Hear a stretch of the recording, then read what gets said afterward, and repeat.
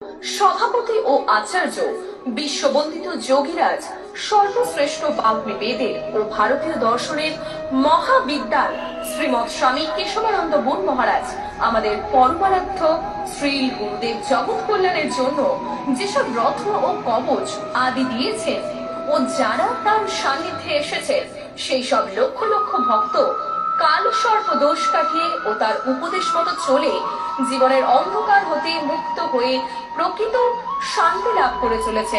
শ্রী গুরুদেবের চরণে প্রার্থনা করছি জগৎ কল্যাণের অমর কথা পরিবেশন করুন।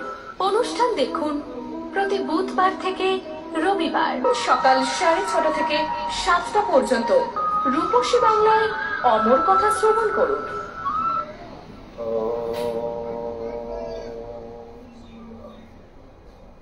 अखंड मंडलाकारं व्याप्तं येन चराचरं तत्पदं दर्शितं येन तस्मै श्री गुरवे नमः। आजनुलंबित भुजौ कनकावदातौ संकीर्तनैकपितरौ कमलायताक्षौ विश्वम्भरौ द्विजवरौ युवधर्मपालौ वंदे जगत्प्रियकरौ करुणावतारौ। नमस्त्रिकालसत्ताय जगन्नाथसुताय च सभृत्ताय सपुत्राय सकलत्राय ते नमः। हरिर्नाम हरिर्नामैव केवलम् कलौ नस्तेव गतिरन्यथा। सर्वाग्रे परमाराध्य गुरुदेव नित्यलीला प्रविष्ट भक्तिविदय गणदेव गोस्वामी महाराजेर चरण कमल वंदना करी तार आशीर्वाद प्रार्थना करी। अमर कथा श्रवण पिपासु भक्तवृंद विद्वत् समाज स्नेहमयी करुणामयी बात्सल्यमयी मातृशक्ति সবাইকে জানাই আমার হার্দিক অভিবাদন। আজ 23 তারিখের প্রোগ্রাম শুনছেন শনিবার। পরের শনিবারে কালসর্প দোষ কাটাবাতি যারা ভাগ্য বিচারটা কিন্তু আমি টেলিভিশনে করছি না, ওটা একদম আমার চেম্বারে বসে যখন ভাগ্য বিচার হচ্ছে একটা দুটো প্রোগ্রাম ডাইরেক্ট দেখিয়ে দেওয়া হচ্ছে যে এইভাবে ভাগ্য বিচার হয়, কেশবানন্দ জ্যোতিষী কেমন সেটা ডাইরেক্ট দেখানো হয়। সেজন্য কেশবানন্দ যা কাজ করেন তার মধ্যে 1%ও লুকিয়ে করেন না। আমার কথা শুনলে জীবনে মঙ্গল হবেই হবে, সেটা লুকিয়ে না, এটা খোলাখুলি। সেই জন্য জীবনটাকে সাধনায় সমৃদ্ধ করার জন্য আপনাদের প্রত্যেকেরই চেষ্টা করতে হবে। আর মনে রাখবেন ব্রজধাম পরিক্রমার বুকিং কিন্তু 1 এপ্রিল থেকে শুরু হয়ে যাবে, যাতে সেটা কখনো ভুল না হয় সেটা মাথায় রাখবেন। ব্রজধাম পরিক্রমার বুকিং বা গঙ্গোত্রী বা যমুনোত্রী নয়, যমুনোত্রীটা খুব কঠিন রাস্তা, ওটা বৃদ্ধ মায়েদের নিয়ে যাওয়া যায় না। সীতা চটি পর্যন্ত, হনুমান চটি থেকে সীতা চটি এখন গাড়ি যায়, কিন্তু ওই সীতা চটি বা জানকী চটি ওর পরের যে রাস্তা অত্যন্ত কঠিন রাস্তা। সেই জন্য সেটা আমরা যাবো না, গঙ্গোত্রীটাই যাব। গঙ্গোত্রী দীপাবলিতে ওখানে মন্দির বন্ধ হয়ে যায়, সেই জন্য তার আগে পরিক্রমার যাত্রার দিন নির্ধারিত হয়েছে। মনে রাখবেন পরিক্রমার যাত্রা শুভযাত্রা হবে 24শে অক্টোবর 2024। 2024-এর অক্টোবরের 24 তারিখে যাত্রা শুরু হবে এখান থেকে। 25 তারিখে আমরা পৌঁছাবো হরিদ্বারে, সেখান থেকে আমরা গাড়ি রিজার্ভ করে বেরিয়ে যাবো গঙ্গোত্রী ইত্যাদি। যাই হোক, পঞ্চম স্কন্ধ নিয়ে বলবো। কোথা থেকে শুরু হলো? নৈমিষারণ্য থেকে। যে নৈমিষারণ্যে 88,000 ঋষি যজ্ঞ করছিলেন ভগবানকে পাওয়ার জন্য। সৃষ্টির আদি দম্পতি মনু এবং শতরূপা এখানে তপস্যা করেছেন, তাদের সেই তপস্যার স্থান রয়েছে। যারা আমার সঙ্গে চক্রতীর্থ, নৈমিষারণ্যের চক্রতীর্থে গেছেন তারা দেখেছেন জলটার কোনো, ওই যে চক্রতীর্থের এলাকা ওই যে কতটা গভীর কেউ জানে না, জলটা সমানে ঘুরছে, চক্রবৎ ঘুরছে, কোনো মেশিনের দ্বারা না, জলে নামলে বুঝতে পারবেন জলটা আপনাকে টেনে নিয়ে ঘুরপাক খাচ্ছে, বেশ সুন্দর করে চক্রবৎ জলটা ঘুরপাক খাচ্ছে। আর তার একটু দূরেই দেবীর হৃদয় যেখানে পতিত হয়েছিল, সেই ললিতা দেবী মানে দেবীর 51 পীঠের মধ্যে নৈমিষারণ্যে একটি পীঠ, সেটা হচ্ছে ললিতা দেবী। যারা আমার সঙ্গে ঘুরেছেন তারা একটু মনে পড়ছে না, একেবারে ভুলে যাবেন তা তো আশা করি না। এই জন্য ললিতা দেবীর মন্দির আপনারা দর্শন করেছেন। ললিতা দেবীর মন্দির থেকে ভেতর দিয়ে রাস্তা দিয়ে গেলে সোজা পড়বে একদম চক্রতীর্থ। চক্রতীর্থ থেকে হেঁটে চলে গেলে তারপরে আপনি যাবেন ব্যাসদেবের গদিতে, যেখানে ব্যাসদেব বেদ শাস্ত্র রচনা করেছিলেন। পরে তিনি গিয়ে এতে অর্থাৎ বদ্রীনারায়ণে যে তপস্যা করেছিলেন, যেখানে নারদ এসে তার সঙ্গে দেখা করলেন, ভাগবত লেখার অনুমতি দিলেন, আদেশ করলেন। তাহলে সেই ব্যাস গদি ওখানে বিদ্যমান। তার একটু দূরেই মনু শতরূপার তপস্যা স্থান। মনু এবং পৃথিবীর সৃষ্টির আদি দম্পতি মনু এবং শতরূপা। ব্রহ্মার মন থেকে এই দম্পতির উৎপত্তি, তারা প্রথম এই সংসারের আদি দম্পতি। আর সেই মনু স্বয়ং শতরূপা, স্বয়ংভুব মনু এবং শতরূপা, এদের থেকে সৃষ্টি ধীরে ধীরে ব্যাপ্তি লাভ করেছে।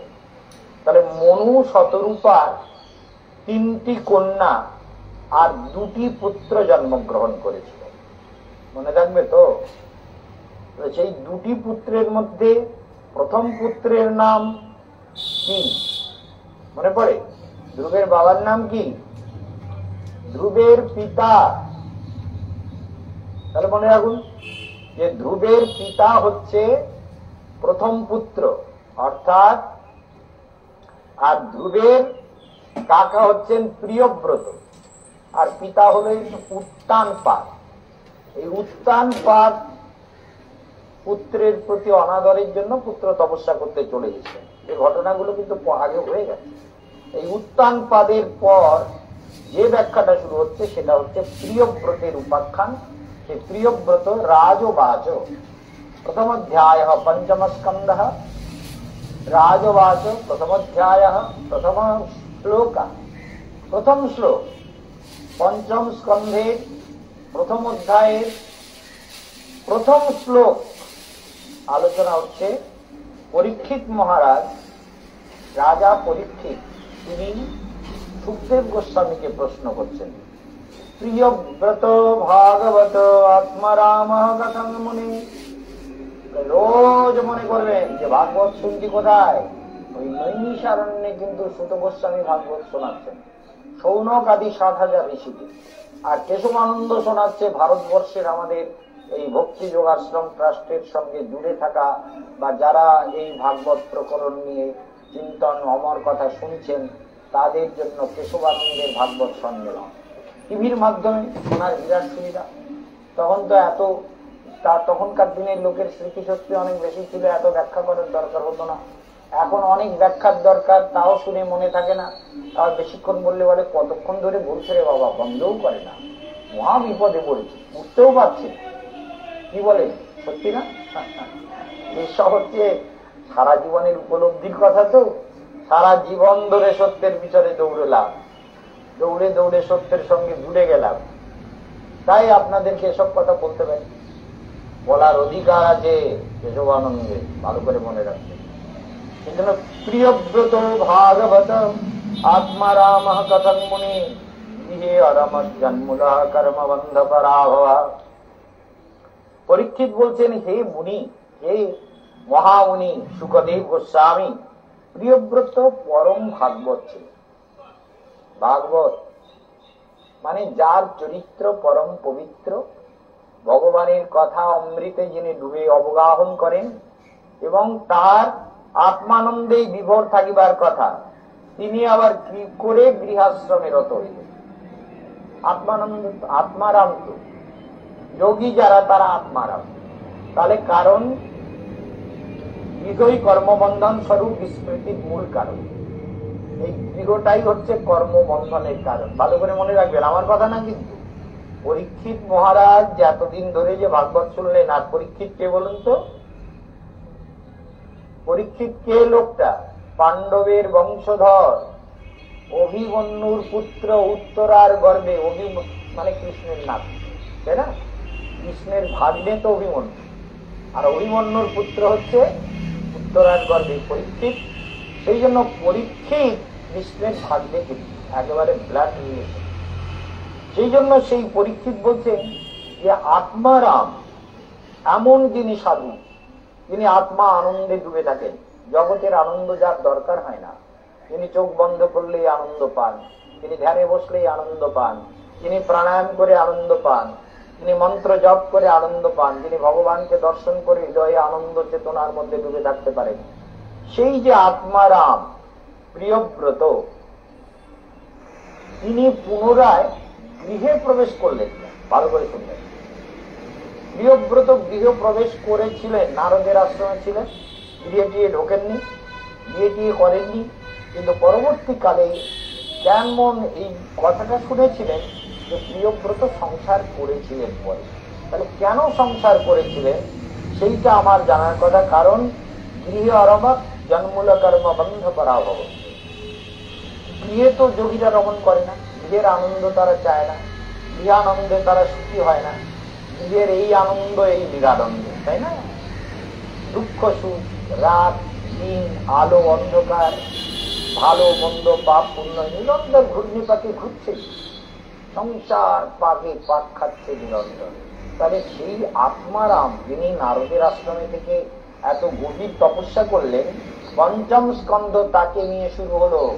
গৃহস্থাশ্রম আপনাদেরকে বোঝাবার জন্য পঞ্চম স্কন্ধ শুরু করলাম, যে কেন প্রিয়ব্রত সংসারে প্রবেশ করলেন সেইটা আমি আপনার নিকটে জানতে চাই। কে বলছেন?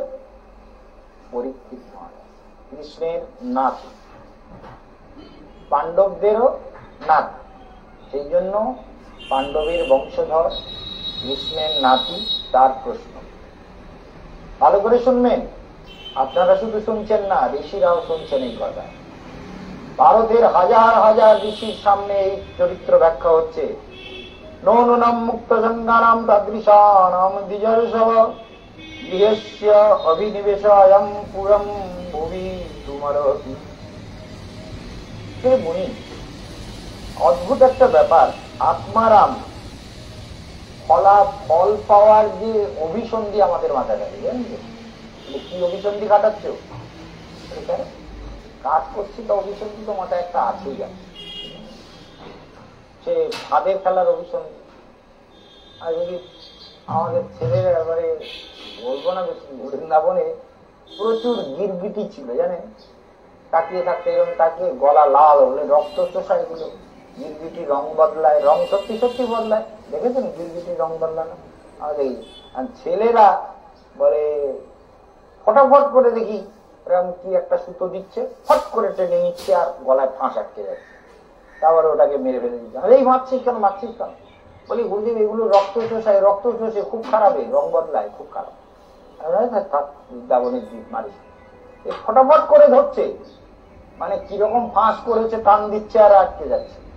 অদ্ভুত ব্যাপার, গৃহটা কিন্তু এইরকম ফাঁস, ফট করে টান দিচ্ছে, ফট করে আটকে যাচ্ছে, জীব ওইভাবে পাক খাচ্ছে আর রং বদলাচ্ছে বিদ্যুতের মতো, কখনো ক্রোধী, কখনো লোভী, কখনো কামী, কখনো বিষয় তৃষ্ণ, কখনো হিংসা, কপটতা, মিথ্যাচার, সব করছে। এই জন্য মনে রাখতে হবে যে এই আত্মারাম যারা ফলাভিসন্ধি রহিত, যারা ফলের অভিসন্ধি যাদের মাথার মধ্যে নেই, বলে ফল এই সে ফল। গীতার মূল অর্থ তো ওইখানে, যে দেখো কাজ করো, কাজ করে যাও, ফলের আকাঙ্ক্ষা করো না। শুনুন, আপনাদের একটা গল্প বলবো, গল্প না, ঘটনা বাস্তব। বৃন্দাবনে তিনটে আমাদের একটা বিরাট জলের ড্রাম, 4000 লিটারের একটা জলের ড্রাম, সেই জলের ড্রাম দুটো খারাপ হয়ে গেছে, পরে অনেকটা দামি ড্রাম আনা হয়েছে। এই দুটো জলের ড্রামকে কেটে আমি ওই ড্রাম মতন বানিয়েছি, বড় বড়, অনেকটা বড়, অনেকটা বড়।